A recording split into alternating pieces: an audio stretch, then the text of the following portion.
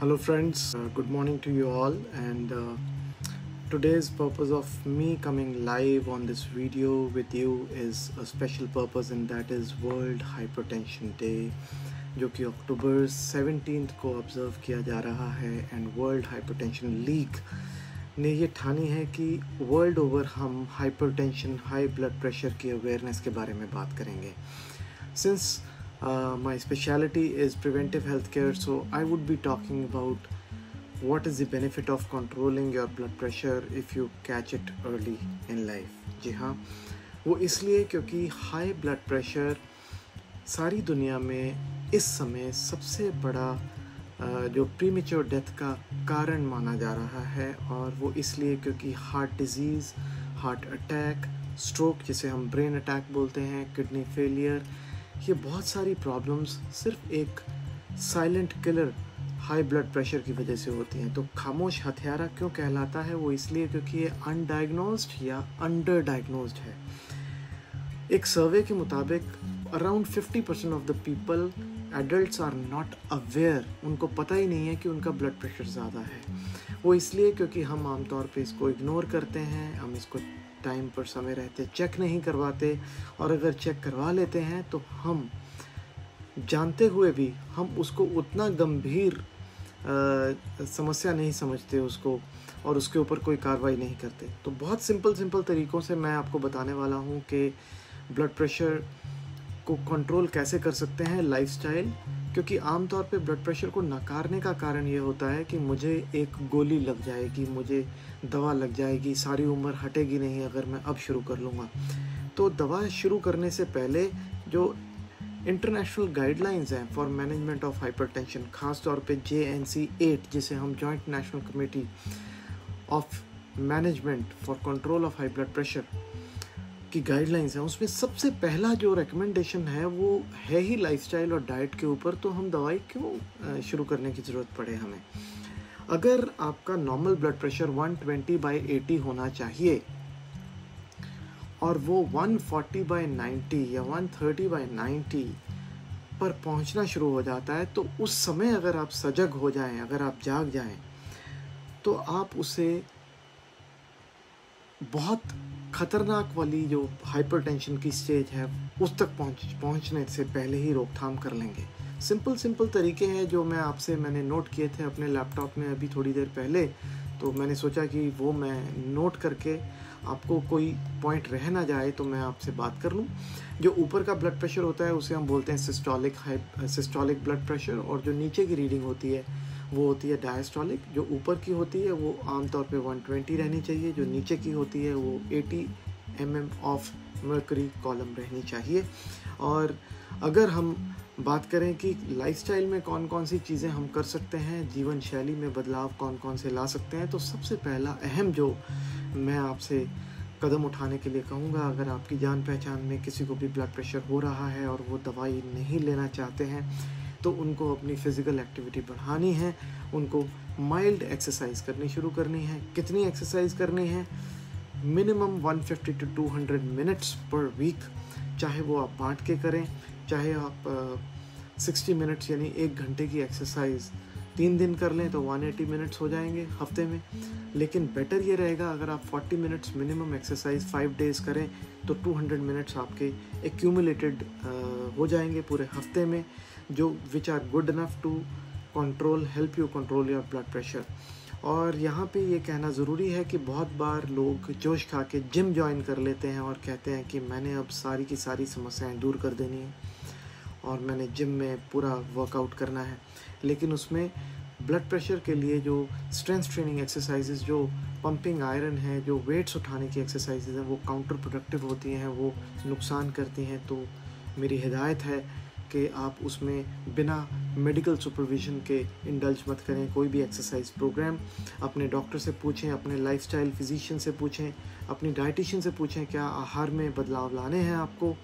और next step जो मैं कहूँगा, जो एक्सरसाइज को अगर आप डेडिकेटेड नहीं कर सकते हैं तो कुछ नहीं, छोटे छोटे स्टेप्स हैं।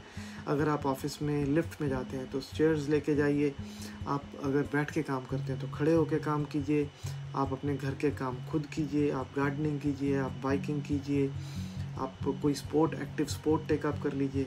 तो ये तो हो गया फिज़िकल एक्टिविटी को अपनी लाइफ में और इनकलकेट करने का तरीका। अब सबसे बड़ा जो दूसरा कदम आप उठा सकते हैं वो है वज़न कम करने का, अगर आपका वज़न ज़्यादा है, क्योंकि स्टडीज़ ने ये प्रूव किया है कि 5 to 10% अगर आप अपना एक्सेस वेट कम कर लेते हैं तो आपके बहुत चांसेस हैं कि 5 to 10 पॉइंट्स आपका बीपी ब्लड प्रेशर कम हो जाता है, जो बहुत अच्छी एक फिगर है अचीव करना, टारगेट को अचीव करने में।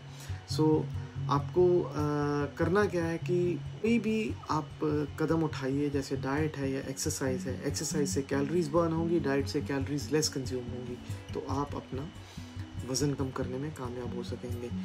तीसरे नंबर पे है सॉल्ट रिस्ट्रिक्शन, सोडियम को कम करना और पोटाशियम को बढ़ाना। पोटाशियम आपको मिलता है फ्रूट्स एंड वेजिटेबल्स में ज़्यादा, और सोडियम आपको मिलता है प्रोसेस्ड फूड्स में ज़्यादा। जितने भी प्रोसेस्ड फूड्स प्रिजर्व किए जाते हैं शेल्फ़ के ऊपर रखने के लिए, उनको ज़्यादा देर तक उनकी शेल्फ़ लाइफ बढ़ाने के लिए उनमें सोडियम डालना ही पड़ता है, चाहे वो बेकरी आइटम्स हों, चाहे वो नमकीन्स हों, चाहे वो पिज़्ज़ाज़ हों, बर्गर्स हों, फास्ट फूड्स हों। अगर नमक नहीं है तो मोनोसोडियम ग्लूटामेट, जो कि MSG, जिसे हम अजीनोमोटो बोलते हैं, चाइनीज़ फूड में बहुत यूज़ होता है, उसमें सोडियम बहुत होता है। सो आप सोडियम से परहेज़ करें, पोटाशियम बढ़ाएं। पोटाशियम आपको मिलता है लो फैट डेयरी फूड्स में, जैसे मिल्क है या योगर्ट है, या आपको मिलता है फ्रूट्स जैसे बनाना, एप्रिकॉट्स, एवोकाडोज, ऑरेंजेस में, वेजिटेबल्स में मिलता है, जैसे पोटैटोज़ में मिलता है, टोमेटोज़ में मिलता है, स्पिनच, पालक में मिलता है। और उसके अलावा आपको ऐड करना है मैग्नीशियम। मैग्नीशियम जो है वो आपकी बॉडी को रिलैक्स करने में हेल्प करता है। जब आपके मसल्स रिलैक्स होते हैं तो उनमें वो भी मसल्स शामिल हैं जिन्हें हम स्मूथ मसल्स बोलते हैं, जो कि हमारे ब्लड वेसल्स या खून की नसों के लाइनिंग बनाए हुए हैं, जो पल्स में अपना काम करते हैं और ब्लड को सर्कुलेट करने में हेल्प करते हैं। जब स्मूथ मसल्स रिलैक्स होते हैं तो आपका ब्लड प्रेशर अपने आप कम होगा, क्योंकि आपकी ब्लड वेसल्स फैलती हैं, तो ब्लड का वॉल्यूम तो आपकी बॉडी में उतना ही है, लेकिन अगर उसको जगह ज़्यादा मिल गई तो प्रेशर अपने आप ड्रॉप हो जाएगा। सो इस लिहाज से आपको मैग्नीशियम को ऐड करना भी बहुत फ़ायदेमंद रह सकता है। प्रोसेस्ड फूड्स कम खाने की हिदायत हमने आपको दे ही दी है। अगर आप स्मोकर हैं तो आप स्मोकिंग कम कर दीजिए, और अगर आप अल्कोहल कंज्यूम करते हैं तो अल्कोहल की एक्सेसिव क्वांटिटी आप कंज्यूम करना कम कर दीजिए। उसकी एक लिमिट है 1 to 2 ड्रिंक्स पर डे, उससे ज़्यादा नहीं। अगर आप महिला हैं तो आपको 1 ड्रिंक से ज़्यादा नहीं कंज्यूम करनी अगर आप आदी हैं उसके। और उसके बाद आता है आपकी स्ट्रेस को रिलीव करना। वो इसलिए क्योंकि तनाव आजकल सबके जीवन में है, और अगर तनाव आप में है तो स्ट्रेस हार्मोन सिक्रीट होते हैं जिनका नाम है एपिनेफ्रिन और नॉरएपिनेफ्रिन, और वो रिलीज़ करता है कॉर्टिसोल। कॉर्टिसोल जो है वो फाइट और फ्लाइट हार्मोन है। या तो आप दौड़ेंगे उस सिचुएशन से, स्ट्रेसफुल सिचुएशन से, या आप उससे लड़ेंगे। लड़ना भी आपके लिए हानिकारक है और दौड़ना भी आपके लिए अच्छा नहीं है। सो अगर आप अपने आप को कस्टम करें अपनी सराउंडिंग्स के साथ, एंटिसिपेट करें क्या क्या चैलेंजेस आपकी लाइफ में आने वाले हैं या आते हैं, तो आप बेटर प्रिपेयर रहते हैं। और अगर आप प्रिपेयर्ड रहते हैं तो आप निश्चित रूप में उसको हैंडल करना अच्छे से जानते हैं। सो वर्स्ट केस सिनेरियो को एक्सेप्ट करना और एक्सपेक्ट करना सीखिए, ताकि अगर वर्स्ट हो भी गया है, बुरा हो भी गया है, तो आपको पता हो मैंने तो इसके बारे में सोच के रखा हुआ था, तो आप स्ट्रेस नहीं लेंगे और आप बेटर प्रिपेयर्ड होंगे उससे मुकाबला करने के लिए। सो नेक्स्ट पॉइंट जो है वो है, आप कोई मेडिटेशन या योगा जैसी कोई प्रैक्टिस शुरू कीजिए जिससे कि आपको शांति मिले। और उससे आगे जो एक और बहुत इम्पॉर्टेंट पार्ट है वो है लो शुगर या no sugar dark chocolate consume करें, तो उससे आपको बहुत फ़ायदा ऐसा पाया गया है मिलता है। एक ख़ास तरह की डाइट है जो डाइटिशियन पल्लवी बहुत बात किया करती हैं आमतौर पे हमारे वीडियोस में भी, वो है डैश डाइट। डैश डाइट का पूरा नाम है dietary approach to stop hypertension. तो अगर आप उससे करते हैं, फॉलो करते हैं, उसमें फ्रूट्स एंड वेजिटेबल्स की हेल्पिंग ज़्यादा होती हैं, प्रोसेस्ड फूड्स कम होते हैं, मेडिटेरेनियन स्टाइल ऑफ ईटिंग होता है जिसमें आपको स्टर फ्राई करने हैं, वेजिटेबल्स आपको बहुत ज़्यादा पकाने नहीं हैं, आपको टॉस करने हैं, सौते करने हैं, ऐसी चीज़ें ही आप खाते हैं जो जल्दी पक जाती हैं और जो फिर भी क्रंची रहती हैं। तो वैसे वेजिटेबल्स आप यूज़ करते हैं, लीफी वेजिटेबल्स हो गए, ब्रोकली हो गई, उनमें वैसे ही प्लांट केमिकल्स जो फाइटोकेमिकल्स हैं वो ज़्यादा रहते हैं जो आपकी ब्लड प्रेशर को कम करने में आपकी सहायता करेंगे। सो ये सारी चीज़ें आप कर सकते हैं। और क्योंकि I do a lot of Ayurveda, I do integrate the modern medicine along with the ancient old wisdom of health and well-being, that is Ayurveda, and then nutrition and diet and lifestyle changes. So यहाँ मैं बताना चाहूँगा कि एक herb है जिसका नाम है अश्वगंधा, जो कि एक स्ट्रेस एडेप्टोजेनिक है, जो आपकी स्ट्रेस से मुकाबला करने के लिए आप में ज़्यादा आपको सक्षम बनाती है। अगर आप उसको यूज़ करते हैं तो आपको बहुत ज़्यादा लाभ मिल सकता है। अश्वगंधा की 1 टैबलेट मॉर्निंग, 1 टैबलेट इवनिंग आप ले सकते हैं। इसके अलावा आप जिंजर यूज़ कर सकते हैं, आप गार्लिक यूज़ कर सकते हैं, लहसुन जिसे हम बोलते हैं, सेसमे ऑयल यूज़ कर सकते हैं, आप टी चाय का इस्तेमाल कर सकते हैं। ग्रीन टी आपके लिए बहुत लाभदायक है। एक्सेसिव कैफ़ीन क्या कॉफ़ी के रूप में आपके लिए अच्छी नहीं है, क्योंकि वो आपका हार्ट रेट बढ़ाती है। और एक बहुत अच्छा पॉइंट आखिर में बताना चाहूँगा कि बहुत अच्छी नींद लेनी ज़रूरी है, नियरली अराउंड 8 आवर्स।